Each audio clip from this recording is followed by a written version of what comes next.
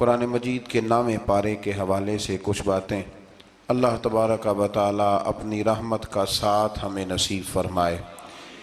اس پارے کے شروع میں ہی قوم شعیب علیہ السلام کے سرکش سرداروں کی اس دھمکی کا ذکر ہے کہ جب انہوں نے کہا تھا کہ اے شعیب علیہ السلام ہمارے دین کی طرف پلٹ آؤ ورنہ ہم تمہیں اور تمہارے پیروکاروں کو جلا وطن کر دیں گے، اپنی بستی سے نکال دیں گے۔ شعیب علیہ السلام نے اللہ تعالیٰ سے التجا کی کہ اللہ ہمارے اور ہماری قوم کے درمیان حق کے ساتھ فیصلہ کر دے۔ پھر اللہ تبارک و تعالیٰ نے قوم سمود کی طرح عذاب نازل فرمایا اور اسے دنیا سے ہی مٹا دیا، اس قوم کو، جیسے کہ وہاں کچھ تھا ہی نہیں۔ آیت نمبر 94 جو ہے اسی سورہ اعراف کی، اس کے اندر اللہ تبارک و تعالیٰ نے فرمایا کہ نبی کو جھٹلانے کے بعد فوراً اس قوم کو تباہ نہیں کیا گیا، بلکہ پہلے ان کو سختی اور تکلیف پھر انعام اور اکرام سے آزمایا گیا۔ پہلے تکلیفیں دی گئیں شاید سمجھ جائیں، پھر اللہ نے انعام و اکرام بھی دیے کہ شاید آسانی کے بعد ہی سمجھ جائیں، لیکن جب وہ ہر حال میں کفر پر ڈٹے رہے تو پھر اللہ تعالیٰ نے انہیں تباہ کر دیا۔ بہت سارے لوگ ہیں جو سکھوں میں بھی نیک نہیں ہوتے اور دکھوں میں بھی نیک نہیں ہوتے، تو فرمایا یہی ان کا حال ہوا، آسانیاں بھی دی گئیں، تکالیف بھی، پر وہ اپنے کفر پر ڈٹے رہے۔ آیت نمبر 96 میں اللہ تعالیٰ نے ان ساری باتوں کو بیان کرنے کے بعد ارشاد فرمایا وَلَوْ أَنَّ أَهْلَ الْقُرَىٰ آمَنُوا وَاتَّقَوْا، فرمایا اگر بستیوں والے ایمان لے آتے اور تقوی اختیار کرتے پھر پرا انہیں کیا ملتا؟ فرمایا لَفَتَحْنَا عَلَيْهِمْ، پس ہم ان پر کھول دیتے برکات من السماء والارض، زمین کی برکتیں بھی ان پر کھول دیتے اور آسمان کی برکتیں بھی کھول دیتے اگر وہ ایمان لاتے اور تقوی اختیار کرتے، لیکن انہوں نے سرکشی کی تو پھر اللہ تبارک و تعالیٰ نے انہیں عذاب دیا۔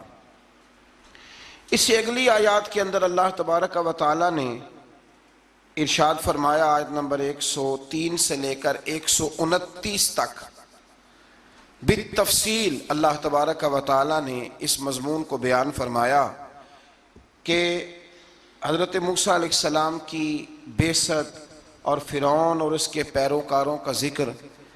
موسیٰ علیہ السلام نے ان کو دعوت حق دی اور کہا کہ میں تمہارے پاس واضح نشانیاں لایا ہوں، بنی اسرائیل کو میرے ساتھ بھیج دو۔ فرعون نے معجزات پیش کرنے کے لیے کہا تو حضرت موسیٰ علیہ السلام نے اپنا عصا زمین پہ ڈالا، اپنا عصا، اپنی چھڑی، اپنا ڈنڈا زمین پہ ڈالا تو وہ ایک واضح اژدہا بن گیا۔ پھر حضرت سیدنا موسیٰ علیہ السلام نے اپنا ہاتھ گریبان سے نکالا تو وہ دیکھنے والوں کے لیے روشن ہو گیا، ہاتھ کے اندر نور پیدا ہو گیا، ید بیضا لیے بیٹھے ہیں اپنی آستینوں میں۔ فرعون کے سرداروں نے حق کو قبول کرنے کی بجائے اسے جادو قرار دے دیا اور کہا کہ یہ تمہیں اپنے ملک سے نکالنا چاہتا ہے۔ انہوں نے کہا اس معاملے کو ذرا ڈھیل دو اور جادوگروں کو جمع کرو۔ جادوگر آئے، انہوں نے فرعون سے کہا کہ ہم حضرت موسیٰ کے مقابلے میں جادو تو دکھائیں گے معاذ اللہ، لیکن اگر ہم غالب آ گئے تو پھر ہمارا انعام کیا ہوگا؟ سودا پہلے طے کرنا ہے، کیا انعام ملے گا؟ اس نے کہا کہ اگر تم غالب آ گئے تو میں تمہیں اپنا قریبی بنا لوں گا۔ بادشاہوں کا قریبی ہونا بھی تو بڑی بات ہے نا، لوگ بڑے پاپڑ بیلتے ہیں قریبی ہونے کے لیے، اور یہ جو قریبی ہوتے ہیں نا، بالخصوص جو بادشاہوں کے قریبی ہوتے ہیں، بادشاہوں کی تباہی کا سبب بھی یہی لوگ ہی بنتے ہیں۔ یہ ان کو روز خبر دیتے ہیں کہ سب اچھا ہے، سب اچھا ہے، اور دنیا کے زیادہ تر حکمران انہی لوگوں کی وجہ سے تباہ ہوتے ہیں، چونکہ ان کا خود عوام سے رابطہ نہیں رہتا۔ اگر وہ خود عوام کے ساتھ ڈائریکٹ رابطہ کریں تو شاید انہیں اچھی اور صاف ستھری چیزیں سمجھنے کو مل جائیں۔ خیر، جادوگروں نے جب کہا ہمیں کیا دو گے تو اس نے کہا تمہیں قریبی بنا لوں گا۔ جادوگروں نے موسیٰ علیہ السلام سے کہا کہ آپ پہل کریں گے یا ہم پہل کریں؟ تو موسیٰ علیہ السلام نے کہا تم پہل کرو۔ جب جادوگروں نے اپنی رسیاں زمین پہ ڈالیں تو لوگوں کی نگاہوں کو سحر زدہ کر دیا، جادو کر دیا اور انہیں ڈروا دیا۔ انہوں نے کہا یہ تو بڑا جادو لے آئے۔ اللہ تعالیٰ نے حضرت موسیٰ علیہ السلام کو حکم دیا کہ آپ بھی اپنا عصا زمین پہ ڈالیں۔ ان کی رسیاں سانپ بن گئی تھی نا، دراصل وہ سانپ بنی نہیں تھی، لوگوں کی آنکھوں پر جادو ہو گیا تھا، انہیں سانپ نظر آ رہا تھا۔ فرمایا آپ بھی اپنا عصا زمین پہ ڈالیں، وہ عصا سانپ بنا اور جادوگروں کی ساری چیزوں کو نگل ہی گیا۔ ان کی بہت ساری رسیاں سانپ بنی تھی، ان کا ایک ہی عصا سانپ بنا اور سب کو نگل گیا۔ اس طرح کے معجزے کی حقانیت اور جادوگروں کا بطلان ثابت ہوا اور فرعونی رسوا ہو گئے، جادوگر سجدے میں گر گئے اور اللہ پر ایمان لے آئے۔ فرعون نے انہیں دھمکی دی کہ تم میری اجازت کے بغیر ایمان لے آئے ہو، میں تمہارے ہاتھ اور پاؤں مخالف سمت سے کاٹ دوں گا، یعنی الٹا ہاتھ کاٹ دوں گا، سیدھا پیر کاٹ دوں گا، میری بغیر اجازت ایمان لے آئے ہو، اور تمہیں سولی پہ بھی چڑھوا دوں گا۔ انہوں نے کہا کہ ایمان لانے کی پاداش میں تم ہمیں سزا دینا چاہتے ہو؟ پھر انہوں نے اللہ تعالیٰ سے صبر اور استقامت کی دعا کی۔ اس کے بعد فرعون نے بنی اسرائیل کے بیٹوں کو قتل کرنے کی اور بیٹیوں کو زندہ چھوڑنے کا حکم دے دیا۔ موسیٰ علیہ السلام نے قوم کو صبر کی تلقین کی اور کہا کہ نیک انجام اہل تقویٰ کے لیے۔ یہاں ایک لطیف بات ہمارے صوفیاء نے بھی لکھی ہے۔ صوفیاء کہتے ہیں کہ فرعون نے کلمہ نہیں پڑھا پر جادوگر کلمہ پڑھ گئے۔ وہ کس طرح کلمہ پڑھ گئے؟ تو کہنے لگے دراصل انہوں نے آتے ہی حضرت موسیٰ کا ادب بڑا کیا تھا۔ جادوگر حضرت موسیٰ کے مقابلے میں آ کے بھی ان سے کہتے ہیں کہ رسیاں آپ پہلے ڈالیں گے کہ ہم ڈالیں، آپ عصا پہلے رکھیں گے کہ ہم رکھیں؟ تو اتنا سا ادب کیا تو رب کریم نے فرمایا جو نبی کا ادب کرے وہ بے ایمان نہیں رہ سکتا، جو نبی کا ادب کرے وہ بے ایمان نہیں رہ سکتا، اور جو نبی کی بے ادبی کرے وہ ایماندار نہیں رہ سکتا۔ ختم ہو گئی بات۔ یہاں ہمارے صوفیاء نے یہ بات لکھی ہے کہ چونکہ انہوں نے آتے ہی کہا تھا کہ آپ پہلے ڈالیں گے یا ہم پہلے ڈالیں، تو حضرت موسیٰ سے انہوں نے پوچھ لیا، نبی کے پوچھے بغیر پہل نہیں کی، تو اللہ نے انہیں ایمان کی دولت عطا کر۔ ایک بات اور ذہن میں رکھیں کہ حضرت موسیٰ کے پاس عصا تھا، اژدہا بن جاتا تھا، لیکن پھر بھی جب فرعون نے حکم دیا کہ بیٹوں کو زندہ رکھو، بیٹیوں کو قتل کرو، تو اس وقت حضرت موسیٰ علیہ السلام نے وہ معجزہ نہیں دکھایا۔ جو مقام صبر ہوتا ہے وہ مقام صبر ہی ہوتا ہے۔ اگر موسیٰ علیہ السلام کی نافرمان قوم کے لیے پتھروں سے پانی نکل سکتا تھا تو میدان کربلا میں رسول اللہ کی اولاد کے لیے بھی نکل سکتا تھا، میرے کریم محبوب علیہ السلام کے خاندان کے لیے بھی نکل سکتا تھا۔ ہر جگہ معجزہ دکھانے کے نہیں ہوتی، کچھ مقام صبر بھی ہوتے ہیں۔ تو یہاں حضرت موسیٰ نے اپنی قوم کو صبر کرنے کی تلقین کی۔ پھر آیت نمبر 130 سے لے کر 143 میں بتایا کہ اللہ تعالیٰ نے فرعونیوں پر قحط سالی کا عذاب نازل کیا۔ فرعونیوں کا طریقہ یہ تھا کہ اچھائی کو اپنا کمال گردانتے تھے، کہتے تھے یہ ہماری طرف سے، اور برائی کو معاذ اللہ بدشگونی کے طور پر موسیٰ علیہ السلام کی طرف منسوب کرتے تھے، کہتے تھے معاذ اللہ آپ کی وجہ سے یہ سارا کچھ ہو رہا ہے۔ ہوتے نا، نہیں کہتے ہیں جب سے میں وہاں گیا ہوں تب سے۔ ہمارے بزرگ ایک لطیفہ بھی سنایا کرتے تھے کہ کسی زمیندار نے نماز پڑھنی شروع کی تھی تو اس کے جانور مرنے شروع ہو گئے۔ اب لوگ سمجھتے ہیں کہ معاذ اللہ شاید یہ کسی بزرگ کے سبب سے ایسا ہے، حالانکہ یہ تو اللہ کی طرف سے آزمائش ہوتی ہے، اس کی حکمتیں ہوتی ہیں۔ اللہ تبارک و تعالیٰ نے ان پر عذاب کیا نازل کیا؟ آیت نمبر 130 اور 143 کا بھی آپ سورہ اعراف کی پڑھیں تو اللہ تعالیٰ نے ان پر ٹڈیوں کا، جموں کا، مینڈکوں کا اور خون کا عذاب نازل کیا۔ یہ کس قسم کا عذاب ہے؟ جمعے پڑ گئیں، ٹڈیاں آ گئیں، یہ اللہ نے عذاب نازل کیا۔ جب وہ عذاب میں مبتلا ہوئے تو موسیٰ علیہ السلام سے کہا کہ آپ اللہ سے دعا کریں کہ ہم سے یہ عذاب ٹل جائے، اگر ایسا ہوا تو ہم ایمان لے آئیں گے، بنی اسرائیل کو بھی آزاد کر دیں گے۔ لیکن موسیٰ علیہ السلام کی دعا کے نتیجے میں جب عذاب ٹل جانے کے بعد فرعونی پھر اپنے وعدے سے پھر گئے۔ بنو قریظہ والوں نے بھی کئی دفعہ حضور سے وعدے کیے پر اپنے وعدوں پر قائم۔ ایک بات آپ سے یہاں روک کے عرض کر دوں، ہم بھی کئی دفعہ کہتے ہیں ذرا بریک کبھی گاڑی کی نہیں نہ لگتی تو ہم ارادہ کرتے ہیں کہ آج سے ہی نماز شروع کر دینی۔ ذرا طبیعت زیادہ لیل ہوتی ہے تو ارادہ کرتے ہیں نا کہ بھائی آج کے بعد ہم نے نیک، پھر کیا ہوتا ہے؟ شفا ہو گئی تو چھٹی ہو گئی۔ یہ طریقہ درست نہیں، یہ تو کفار کا طریقہ بیان کیا نا قرآن پاک نے۔ یہاں فرمایا جب اللہ تبارک و تعالیٰ نے انہیں نجات دے دی تو اپنے وعدے سے مکر گئے، تو پھر اللہ تبارک و تعالیٰ نے بنی اسرائیل کو سمندر پار کر کے ایسی قوم کے پاس پہنچا دیا جو بتوں کی پرستش کرتی تھی وہ تو بچ گئے، لیکن فرعونی سارے دریا کے اندر غرق ہو گئے۔ حضرت موسیٰ علیہ السلام سے کہنے لگے کہ ہمارے لیے بھی ایک خدا بنا دیجئے۔ حضرت موسیٰ علیہ السلام نے فرمایا بت پرستی کرنے والے جاہل ہیں۔ یہ بت پرست قوم کے پاس جب گئے نا بنی اسرائیل والے، بت پوجتے ہوئے دیکھا تو کہنے لگے ہمارے لیے بھی سامنے بنا کے رکھ دو۔ فرمایا یہ تو جاہل ہیں، تم انہیں دیکھ کے اثر قبول کر رہے ہو، اور اپنی جاہلیت کے باعث یہ ہلاک ہونے والے بھی ہیں۔ پھر اللہ تعالیٰ نے بنی اسرائیل پر اپنی نعمتوں کا ذکر فرمایا، اور موسیٰ علیہ السلام نے اپنی قوم میں ہارون علیہ السلام کو اپنا جانشین فرمایا اور کوہ طور پر تشریف لے گئے۔ اللہ نے فرمایا وہاں آ جائیں، میں آپ کو تورات عطا کرتا ہوں۔ 40 دن کا یہ عرصہ تھا۔ موسیٰ علیہ السلام نے وہاں پہ جا کے، وہ سارا واقعہ بھی انہی آیات میں ہے کہ حضرت موسیٰ نے عرض کیا تھا کہ رب ارنی، یا اللہ میں تجھے دیکھنا چاہتا ہوں، تو فرمایا لن ترانی، تو نہیں دیکھ سکتا۔ وہ بھی یہاں اللہ نے ذکر فرمایا۔ پھر اللہ تعالیٰ نے اپنی ایک تجلی جب کوہ طور پہ ڈالی تو حضرت موسیٰ علیہ السلام تاب نہ لا سکے اور بے ہوش ہو گئے، اور پہاڑ بھی ریزہ ریزہ ہو گیا۔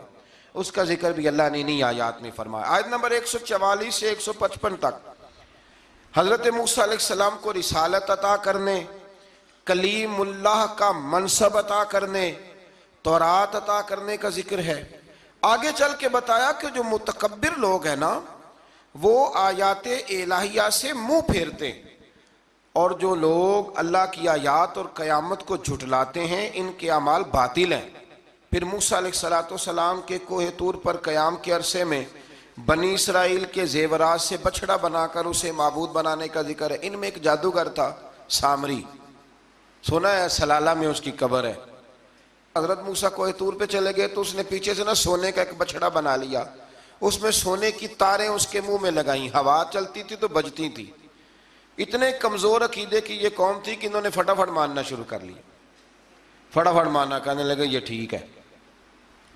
چنانچہ موسیٰ علیہ السلام جب واپس آئے تو قوم پر غصے اور افسوس کا اظہار فرمایا اور کہا میرے پیچھے تم نے ایسا برا کام کیا۔ انہوں نے تورات کی تختیاں بھی زمین پہ ڈالیں اور اپنے بھائی ہارون علیہ السلام کا سر پکڑ کے اس سے جواب طلبی کی۔ انہوں نے کہا اے میرے ماں جائے، بڑے خوبصورت لفظ ہے قرآن پاک، اے میرے ماں جائے، اے میرے بھائی، قوم نے مجھے بے بس کر دیا اور قریب تھا کہ یہ مجھے قتل بھی کر دیتے۔ اب آپ مجھ پر سختی کر کے دشمنوں کو ہنسنے کا موقع نہ دیں، کبھی بھی دشمنوں کو اپنے اوپر ہنسنے کا موقع نہ دینا چاہیے۔ پھر آیت نمبر 151 میں موسیٰ علیہ السلام کی دعا اور کلمات استغفار کا ذکر ہے۔ آگے چل کے بتایا کہ غصہ ٹھنڈا ہونے پر موسیٰ علیہ السلام نے تورات کی تختیوں کو اٹھایا، جن کی تحریر میں اللہ سے ڈرنے والوں کے لیے ہدایت اور رحمت کی بشارت تھی۔ آیت نمبر 156 سے لے کر 158 تک میں موسیٰ علیہ السلام کی دعا کا ذکر ہے، جس میں انہوں نے اپنی قوم کے لیے اللہ تعالیٰ سے دنیا اور آخرت کی بھلائی مانگی۔ اللہ تعالیٰ نے فرمایا یہ کامل نعمت میں ان لوگوں کو عطا کروں گا جو ایمان کے ساتھ تقوی بھی اختیار کریں گے، یہ انہیں ملے گی نعمت، اور پھر وہ زکوٰۃ دیں گے اور اس عظیم رسول یعنی نبی کریم صلی اللہ تعالی علیہ وآلہ وسلم کی وہ پیروی کریں گے۔ یہ آیت نمبر 158 ہے، یہ سورہ آراف کی۔ چونکہ حضور علیہ السلام کی بڑی عظمتوں کا اللہ کریم نے یہاں ذکر ارشاد فرمایا ہے، اور ایک تفصیل ہے نبی کریم صلی اللہ تعالی علیہ وسلم کی سیرت مبارکہ کی۔ اللہ تبارک و تعالیٰ کبھی توفیق دے، اللہ تعالیٰ کبھی ہمت دے تو ان آیات پر غور کریں تو وہ نعتیں جو قرآن نے بیان کی ہیں حضور کی، وہ بھی بڑی شاندار ہیں۔ قرآن مجید میں اللہ کریم نے فرمایا جو لوگ پیروی کریں گے اس رسول کی جو بغیر پڑھے ہوئے دنیا میں آئے ہیں، دنیا میں آ کے کسی سے پڑھا، بے پڑھے رسول کی جو پیروی کریں گے۔ کون سے رسول؟ الذی یجدونہ مکتوبا عندہم فی التوراۃ والانجیل، فرمایا یہ وہ رسول ہے جن کو لکھا ہوا تورات میں بھی پائیں گے اور انجیل میں بھی پائیں گے ان کی شانیں۔ وہ نبی کیا کریں گے؟ یأمرہم بالمعروف وینہاہم عن المنکر، وہ انہیں نیکی کا حکم کرتا ہے اور برائی سے منع فرماتا ہے۔ ویحل لہم الطیبات، اور نبی پاک ان پر حلال چیزوں کو، پاک چیزوں کو حلال کرتے ہیں اور گندی چیزوں کو ان پر حرام کرتے ہیں۔ حلال حرام کا اختیار اللہ نے رسول پاک کو بھی عطا فرمایا ہے۔ حضور کو بھی اللہ نے اختیار دیا، اسی لیے تو حضور کسی کو کہہ دیتے تھے چل تو نہ 5 نہ پڑھنا تو 2 ہی پڑھ لینا۔ یہ بھی حضور نے فرمایا، ایک بندے نے روزہ توڑ لیا تو فرمایا کھجوریں مجھ سے لے جا اور گھر جا کے کھا لے، روزہ بھی تو نہیں توڑا ہے تحفہ مجھ سے لے جا، گھر جا کے کھا، تیرا کفارہ ادا ہو جائے۔ نبی پاک صلی اللہ علیہ وسلم نے بڑی ساری جگہوں پہ اس اختیار کو، تو قرآن مجید نے کہا وَيُحِلُّ لَهُمُ الطَّيِّبَاتِ، پاک جتنی چیزیں پاک تھیں وہ میرے نبی نے تم پر حلال کر دی، وَيُحَرِّمُ عَلَيْهِمُ الْخَبَائِثِ، اور جو گندی چیزیں تھیں ناپاک تھیں وہ نبی پاک نے تم پر حرام کی ہیں، جو پہلے ہی ٹھیک نہیں تھی وہ حضور نے حرام فرمائی۔ اور پھر بڑے خوبصورت لفظ ہیں، اگر آپ جاگ کے سنیں تو فرمایا وَيَدَعُ عَنْهُمْ، اور وہ ان پر سے اتارتے ہیں، اِسْرَهُمْ وَالْأَغْلَالَ الَّتِي كَانَتْ عَلَيْهِمْ، فرمایا نبی پاک ان سے ان کا بوجھ اتارتے ہیں اور کاٹتے ہیں وہ زنجیریں جن میں یہ لوگ جکڑے ہوئے تھے، غلامی کی زنجیریں، سخت ترین احکام کی زنجیریں۔ فرمایا میرے رسول تو دنیا میں زنجیریں کاٹنے کے لیے آئے، حضور نے لوگوں کی زنجیریں کاٹ دی۔ فرمایا فَالَّذِينَ آمَنُوا بِهِ وَعَزَّرُوهُ وَنَصَرُوهُ، فرمایا جو لوگ اس نبی پر ایمان لائیں گے، ان کی تعظیم کریں گے، ان کے دین کی مدد کریں گے، وَاتَّبَعُوا النُّورَ الَّذِي أُنزِلَ مَعَهُ، اور اس نور کی پیروی کریں گے جو ہم نے نبی پاک کے ساتھ اتارا ہے۔ وہ کیا ہے؟ حضور کے ساتھ کیا اترا ہے؟ قرآن مجید۔ فرمایا جو اس کی پیروی کریں گے اولئک ھم المفلحون، یہی لوگ ہیں کامیاب ہونے والے۔ اور اگلی آیت میں فرمایا محبوب آپ کہہ دیں، آج پھر کھل کے اعلان کر دیں، کیا کہا قل یا ایھا الناس انی رسول اللہ الیکم جمیعا، فرمایا لوگوں کو بتا دیں کہ میں ایک قبیلے کا، ایک گروہ کا، ایک ملک کا نہیں، میں سارے انسانوں کا رسول بن کے آیا ہوں، تمام انسانوں کی طرف۔ اور حضور نے اعلان فرمایا، خود بخاری کا لفظ ہے، فرمایا ارسلت الی الخلق، فرمایا میں صرف انسانوں کا نہیں، جس کو اللہ نے پیدا کیا ہے میں ان سب کا رسول بن کے دنیا میں آیا، سب کا رسول بن کے میں دنیا میں آیا ہوں۔ تو ان آیات کے اندر اللہ تبارک و تعالیٰ نے رسول کریم علیہ السلام کی ان ساری عظمتوں کو بیان فرمایا۔ آیت نمبر 160 میں موسیٰ علیہ السلام کے پتھر پر ضرب لگانے اور ان کے قوم کے 12 قبیلوں کے لیے 12 چشمے جاری ہونے کے معجزے، اور پھر بادل کے سایہ کرنے والا معجزہ، من اور سلوہ کے اترنے کا بیان بھی فرمایا، اور اس کے بعد اس امر کا بیان بھی فرمایا کہ بنی اسرائیل کو حکم ہوا کہ معافی مانگتے ہوئے اور سجدہ کرتے ہوئے بیت المقدس میں داخل ہو جاؤ، مگر انہوں نے اس مسئلے میں بھی تحریف کر دی، اس کو بھی بدل دیا۔ مزید بتایا کہ سمندر کے کنارے جو ایک بستی تھی، انہیں ہفتے کے دن وہاں مچھلیاں پکڑنے سے منع کیا گیا تھا، مگر انہوں نے اللہ کے حکم کی نافرمانی کی، سوائے ایک گروہ کے۔ بنی اسرائیل کی نافرمانیوں کے باعث اللہ نے ان کی صورتوں کو بدل دیا، اللہ نے انہیں۔ ایک شخص نے ایک بزرگ سے پوچھا کہ نبی پاک علیہ السلام کی رحمت سے ہمیں کیا ملا ہے؟ معاذ اللہ، اگر میں ابھی پوچھوں کہ حضور کی رحمت سے کیا ملا ہے، تو بزرگ کہنے لگے کہ اس طرح کر، شام کو گھر جانا اور آئینے کے آگے کھڑے ہونا اور اپنے پچھلی زندگی کے سارے اعمال دیکھنا اور پھر اپنا چہرہ دیکھنا، اگر بدلا نہیں نا تو سمجھ لے میرے رسول کی رحمت سے حصہ ملا ہوا ہے، تجھے میرے کریم محبوب کی رحمت سے حصہ ملا ہوا ہے۔ ورنہ وہ نافرمانی کرتے تھے تو ان کے چہرے بدل جاتے تھے، دروازوں پہ لکھا جاتا تھا۔ سنگیوں بتاؤ نا، اگر آج بھی یہ حال ہو تو کون کسی کو منہ دکھانے کے قابل رہ جائے؟ کون کسی کو منہ دکھانے؟ دعا فرمائیں اللہ محبوب کی غلامی میں ہمیں پختگی نصیب فرمائے۔ پھر اللہ تبارک و تعالیٰ نے آیت نمبر 168 میں اور 167 میں یہود کے برے اعمال کا سبب ان کی جمعیت کے منتشر ہونے اور ان پر جابر لوگوں کے مسلط ہونے کا ذکر فرمایا۔ بعد والی آیات میں ان کے برے جانشینوں کا ذکر کیا جو رشوت لے کر اللہ تعالیٰ کی آیات میں رد و بدل کر دیتے تھے۔ ان سب برائیوں کے باوجود اس مغالطے اور خود فریبی کا شکار تھے کہ وہ بخشے جائیں گے۔ اللہ اکبر۔ اللہ تعالیٰ نے فرمایا کہ آخرت کا گھر صرف متقیوں کے لیے اور اللہ کے فرما بردار بندوں کے لیے۔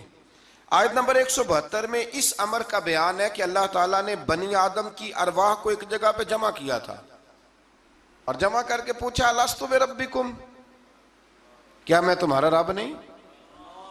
تو سب نے بیک زبان کہا قالوا بلا، ہاں مالک تو ہی ہمارا رب ہے۔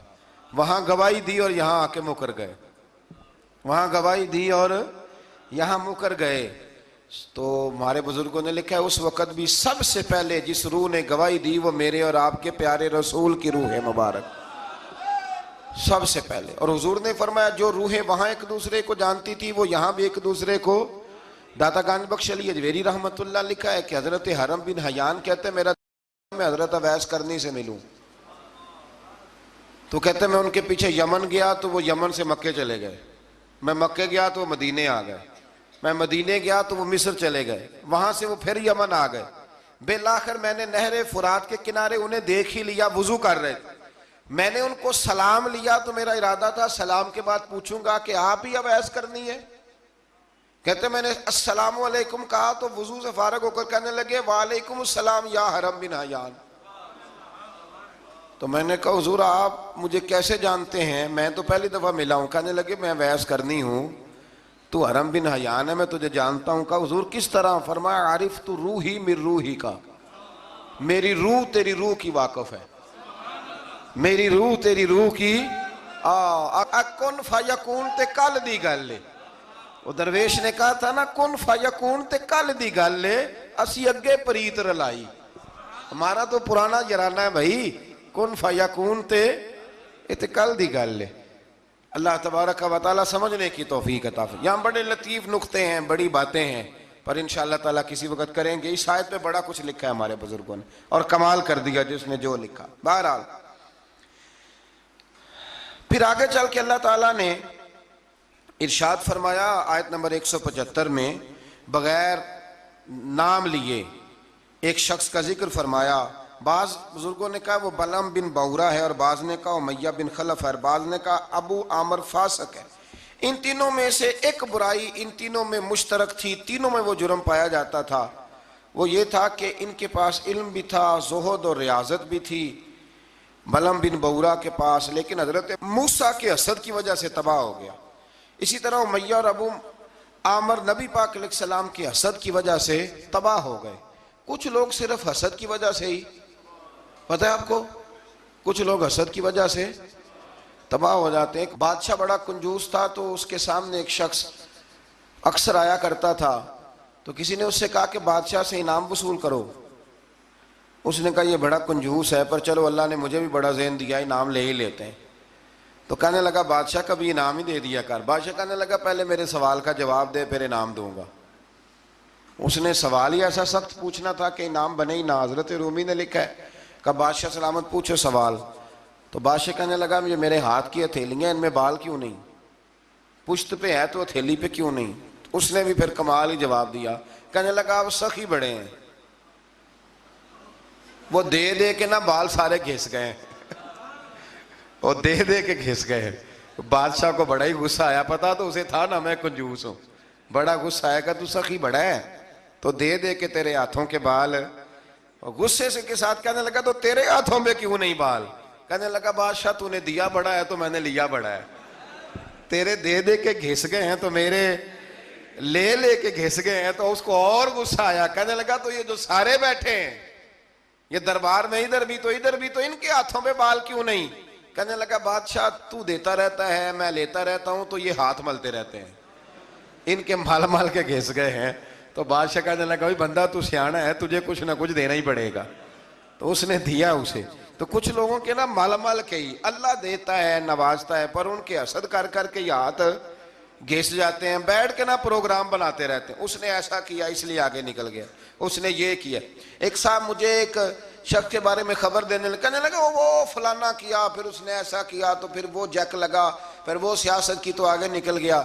میں کہ پتا تھے تینوں میں سارا ہی سی تھے، تم ہی لا لینا سی، کیونکہ تم بڑی باریک خبر دے رہا ہے کہ یہاں سے اس نے ایسے کیا تو پھر اس طرح کر کے اس نے ایسے کیا۔ ایسا نہیں ہوتا، جڑیاں گڈیاں آپ ہی اڈیاں، او نہ چڑھن اونچائیاں، او ہی گڈیاں اچیاں اڈیاں جڑیاں سائیاں آپ چڑھائیاں۔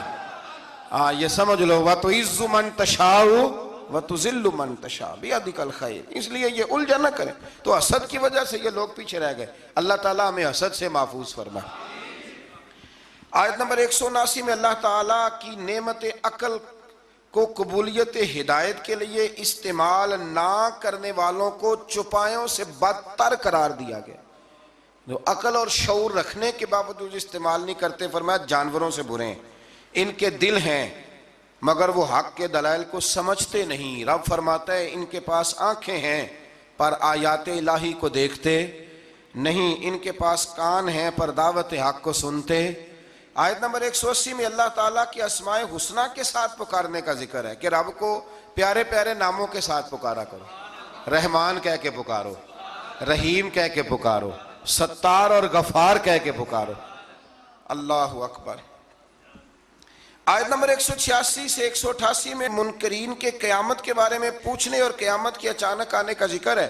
رسول اللہ صلی اللہ علیہ وسلم کو بارگاہ ربوبیت میں عجز و نیاز کی تعلیم دیتے ہوئے فرمایا کہ اے محبوب آپ یہ کہہ دیں کہ میں اپنی ذات کے لیے خود سے کسی نفع اور نقصان کا مالک نہیں ہوں مگر جو اللہ چاہے، اور اگر میں اپنی ذات سے غیب کو جانتا تو میں از خود خیر کثیر جمع کر لیتا اور مجھے کوئی تکلیف نہ پہنچتی۔ یعنی غیب کے علوم اور ساری نعمتیں رب ہی عطا کرتا ہے، رب ہی عطا کرتا ہے، اور کبھی بھی کوئی تکلیف پہنچے تو اس کی قضاء و قدر سے پہنچتی ہے، یہ اللہ کی قدرت ہوتی ہے۔ اگر کبھی کسی کو کوئی تکلیف، زیادہ تر تکلیفیں اس کے پیاروں کو پہنچتی ہیں، مطلب یہ تو نہیں نا کہ وہ ناراض ہے، اس میں کوئی اس کی حکمت ہے۔ آیت نمبر 199 اور 190 میں بتایا کہ تمام بنی آدم کو ایک جان حضرت آدم علیہ السلام سے پیدا کیا ہے اور اسی سے اس کا جوڑا بھی بنایا تاکہ وہ اس سے سکون حاصل کرے، اور جب بیوی امید سے ہو تو میاں بیوی تندرست لڑکے کی دعا کرتے ہیں اور شکر ادا کرنے کا اقرار کرتے ہیں،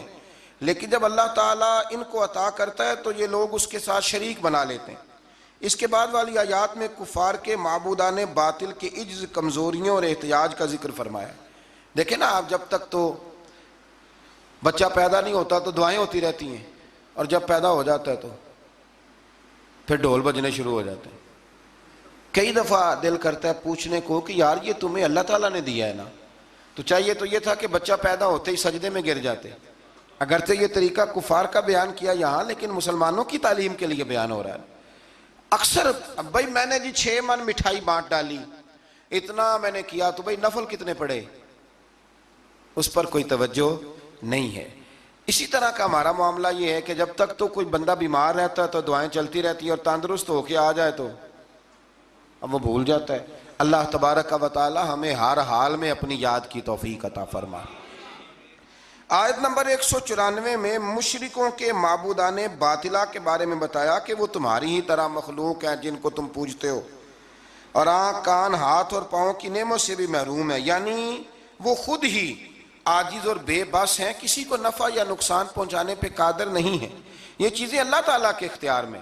آیت نمبر 199 میں اخلاق حسنہ کی جامع ترین تعریف اللہ تعالیٰ نے سرکار دو عالم صلی اللہ علیہ وسلم سے فرمایا، جو قصوروار معذرت طلب کرتے ہوئے آپ کے پاس آئے اسے معاف کر دیجیے۔ محبوب جو معافی مانگے اسے معاف کر دیجیے، اچھی باتوں اور نیک کاموں کا حکم دیجیے، اور ناسمجھ لوگوں سے الجھنے کی بجائے رخ انور پھیر لیجیے، اور اگر شیطان وسوسہ اندوزی کرے تو اعوذ باللہ پڑھیے، اللہ کے ذکر سے شیطان کے شر سے پناہ حاصل ہو جائے گی۔ یعنی جھگڑا نہیں کرنا، اعوذ باللہ پڑھ لینی، خود بخود شیطان بھاگ جائے گا۔ سورہ اعراف کے آخر میں آیت نمبر 204 میں اللہ نے فرمایا، جب قرآن پڑھا جائے تو غور سے سنو اور خاموش رہو تاکہ تم پر رحم کیا جائے۔ اللہ تبارک و تعالیٰ توفیق عطا کرے۔ آگے سورہ انفال شروع ہو جاتی ہے اسی پارے کے آخر میں۔ یہ سورہ انفال جو ہے یہ مدنی سورت ہے، اور عربی زبان میں انفال کہتے ہیں مال غنیمت کو۔ تو اس میں چونکہ مال غنیمت کا بیان ہے، اور اس کے ساتھ ساتھ اللہ تبارک و تعالیٰ نے اس میں جنگ بدر کے احوال کو، واقعات کو بڑی تفصیل سے بیان کیا۔ اس کی آیت نمبر 2 سے کامل مومنوں کی صفات بیان کی گئی ہیں۔ اس میں اللہ تعالیٰ نے فرمایا کہ جو کامل مومن ہیں وہ اللہ تعالیٰ سے ڈرتے ہیں، آیات الہی سن کر ان کے ایمان کو تقویت ملتی ہے. وَإِذَا تُلِيَتْ عَلَيْهِمْ آیاتُهُ زَادَتْهُمْ ایمانا. جب اللہ کی آیتیں پڑھی جاتی ہیں تو ان کے ایمان بڑھتا ہے، یعنی ان کے ایمان میں پختگی آ جاتی ہے. فرمایا وہ اپنے رب پر بھروسہ بھی کرتے ہیں، نماز بھی قائم کرتے ہیں، زکوٰۃ بھی ادا کرتے ہیں. فرمایا یہ ہیں جو سچے پکے مومن ہیں. پہلے فرمایا کہ اللہ سے ڈرتے ہیں، پھر فرمایا جب قرآن پڑھا جائے تو ایمان مضبوط ہوتا ہے، پھر فرمایا اپنے رب پہ بھروسہ کرتے ہیں، پھر فرمایا نماز قائم کرتے ہیں، پھر فرمایا زکوٰۃ. یہ کون ہے؟ یہ پکے مومن. آیت نمبر 5 میں فرمایا کچھ لوگ جہاد کے لیے دل و جان سے آمادہ نہ تھے، اندر سے پروگرام نہیں تھا، اور مجاہدین کی خواہش یہ تھی کہ ابو جہل کی قیادت میں مشرکین مکہ کے مسلح اور منظم لشکر کی بجائے ابو سفیان کا وہ جو تجارتی قافلہ ہے اس سے ٹکراؤ ہو جائے. اللہ تعالیٰ نے مشرکین مکہ سے تصادم کو مقدر فرمایا تاکہ حق کی حقانیت اور غلبہ ثابت ہو جائے. اگرچہ کچھ لوگوں کا ارادہ یہی تھا کہ جنگ بدر میں ابو جہل کے لشکر سے ٹکرانا. آپ کو پتہ ہے نا کہ ابو سفیان قافلہ لے کے آ رہا تھا، اس کے لیے مسلمان نکلے تھے، وہ تو بچ کے نکل گیا. پھر ابو جہل 1000 کا لشکر لے کے آ گیا. تو اللہ فرماتے ہیں کہ اللہ نے اس لیے تمہارا ان سے مقابلہ کرایا تاکہ اللہ حق کو واضح کر دے. آیت نمبر 9 سے لے کر 24 تک بتایا گیا ہے کہ اللہ تعالیٰ نے بدر میں مجاہدین کے اطمینان قلب کے لیے اور فتح کی بشارت کے طور پر فرشتے نصرت کے لیے بھیجے.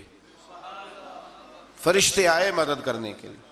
میدان بدر میں سخت زمین اور پانی کے چشموں پر کفار کے پاس تھے، اور نرم زمین جس پر چلنا دشوار تھا مسلمانوں کے پاس تھی، اور پانی کی بھی قلت تھی، جس کی وجہ سے مسلمانوں کے دلوں میں طرح طرح کے وہم پیدا ہوتے تھے. اللہ تعالیٰ نے بارش برسائی، مسلمانوں نے وافر پانی جمع کر لیا، اور ان کی شرعی اور طبی ضروریات بھی پوری ہوئی. شرعی ضرورت کون سی ہوتی ہے جی؟ پانی کی، وضو کرنا، غسل کرنا، یہ کون سی ضرورت ہے؟ اور طبی ہے کہ پانی کا پینا.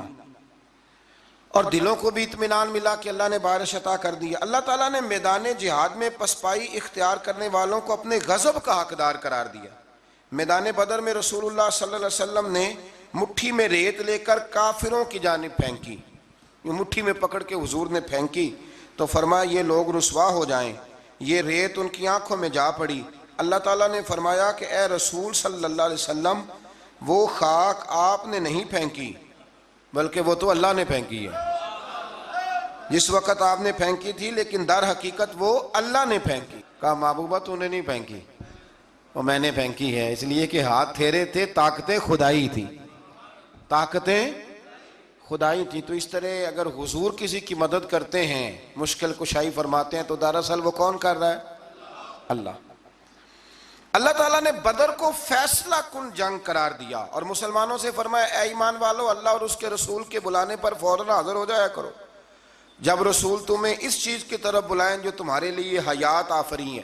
یہ آیت نمبر آپ جا کے ملاحظہ کیجئے گا 24، اور پھر اس کی تفسیر جس نے بھی لکھی ہے نا وہ پڑھ لیجئے گا. اتنا وقت نہیں کہ میں تفسیر میں جاؤں.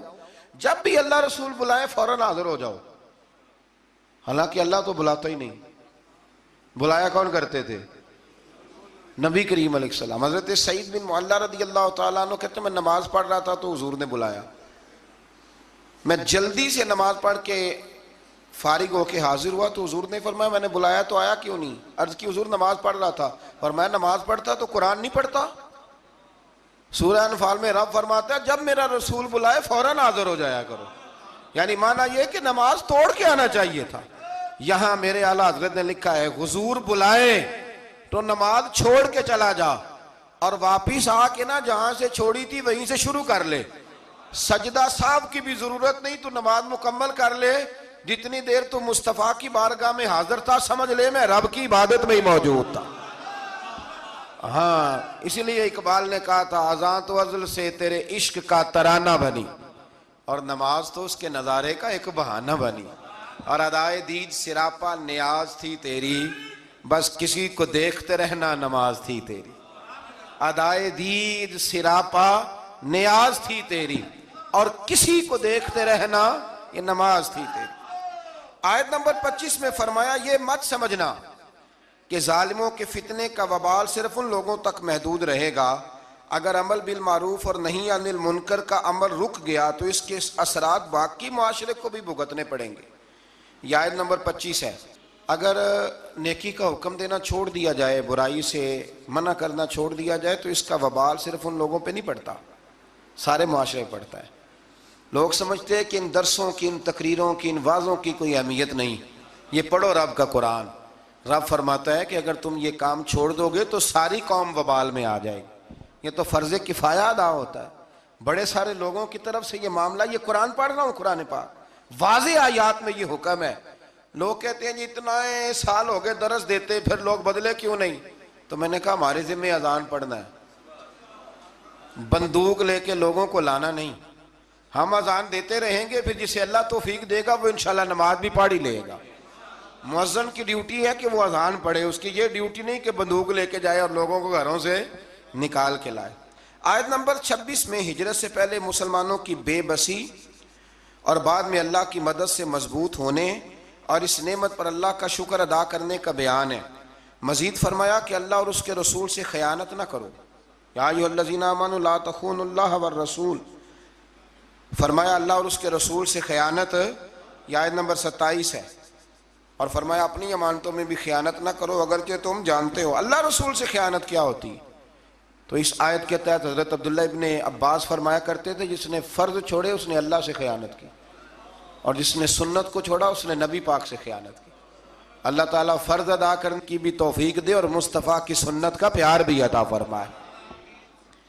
آیت نمبر 30 میں ہجرت کے موقع پر مشرکین مکہ نے اپنی پارلیمنٹ میں، دار الندوہ جو ان کی پارلیمنٹ تھی جس میں وہ بیٹھتے تھے، رسول اللہ صلی اللہ علیہ وسلم کے بارے میں وہاں بیٹھ کے جو مشاورت کی تھی اس کے احوال اللہ نے بیان کرتے ہوئے فرمایا اس وقت کو یاد کرو جب کافر آپ کے خلاف سازشیں کر رہے تھے تاکہ آپ کو قید کریں یا معاذ اللہ ثم معاذ اللہ قتل کریں یا جلا وطن کریں۔ کیا خوبصورت انداز ہے۔ رب فرماتا ہے وہ اپنی سازشوں میں لگے ہوئے تھے اور اللہ تعالیٰ اپنی خفیہ تدبیر فرما رہا تھا، اور اللہ بہترین تدبیر کرنے والا ہے۔ کہتے ہیں جی وہ میرے خلاف سازشیں کر رہے ہیں، میں نے کہا چھوڑ، تو رب کی مدد حاصل کر، اللہ بہترین تدبیر کرنے والا ہے۔ آیت نمبر 32 سے 35 میں فرمایا کفار مکہ اپنی سرکشی کی وجہ سے اس طرح کے مطالبات کرتے تھے کہ اگر آپ کے پاس یہ قرآن حق ہے تو اللہ سے دعا کیجئے کہ ہم پر آسمان سے پتھر برسائے یا ہمیں دردناک عذاب دے۔ یہ وہ کہا کرتے تھے، مگر اللہ نے فرمایا کیا محبوب جب تک آپ ان میں موجود ہیں اللہ انہیں عذاب نہیں دے گا۔ حد ہو گئی، جب تک آپ موجود ہیں اللہ عذاب۔ اور ایک جملہ اور سن لیں، میرا تو ایمان ہے کہ جب تک گنبد خضرا موجود ہے، جب تک گنبد خضرا موجود، اس دھرتی پہ عذاب۔ یہ دنیا ایک سمندر ہے مگر ساحل مدینہ ہے، یہ دنیا جل کے بجھ جاتی مگر حائل مدینہ ہے، یہ دنیا جل کے بجھ جاتی مگر یہ زمین پہ مدینہ ہے۔ اسی لیے تو ہر جگہ سبزہ اگتا ہے، ورنہ جو ہم کام کرتے ہیں وہ تو جل کے مرنے والے ہیں۔ تو فرمایا محبوب جب تک آپ موجود ہیں اللہ عذاب۔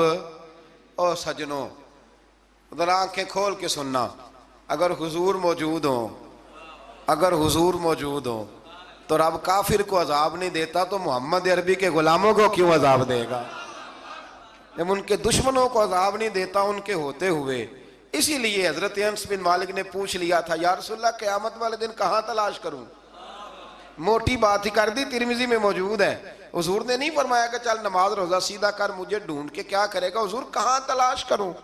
فرمایا حوض کوثر پہ آ جانا، امتیوں کو میں جام پلا رہا ہوں گا۔ حضور وہاں ملاقات نہ ہوئی، فرمایا میزان عمل پہ آ جانا، اعمال تول رہے ہوں گے میں دعائیں کر رہا ہوں گا۔ حضور وہاں ملاقات نہ ہوئی، فرمایا پل صراط پہ آ جانا، امت گزر رہی ہوگی میں دعائیں کر رہا ہوں گا۔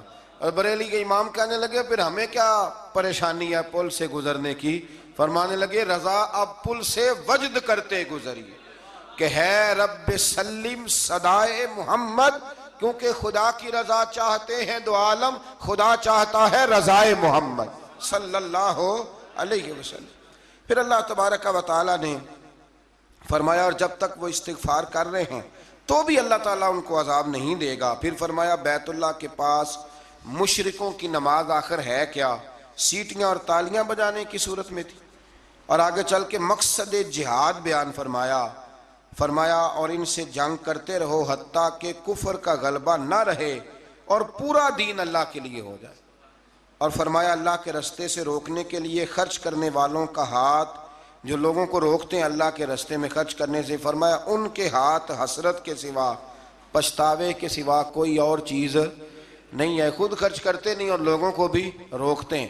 اور فرمایا جہاد کرتے رہو جب تک کہ اللہ کا دین غالب نہ آ جائے۔ لفظ جہاد سے بڑی دقت ہوتی ہے کچھ لوگوں کو، اور ہمارے حکمرانوں نے تو قسم اٹھا لیا کہ یہ لفظ اپنی زبان سے ادا نہیں کرنا، حالانکہ قرآن کی 20 آیات ہیں جن میں جہاد کا حکم دیا گیا۔ جہاد کا معنی کیا ہے کہ دنیا سے ظلم کو، جبر کو، کفر کو ختم کیا جائے اور رسول کریم کے امن والا جھنڈا پوری دنیا پہ لہرا دیا جائے۔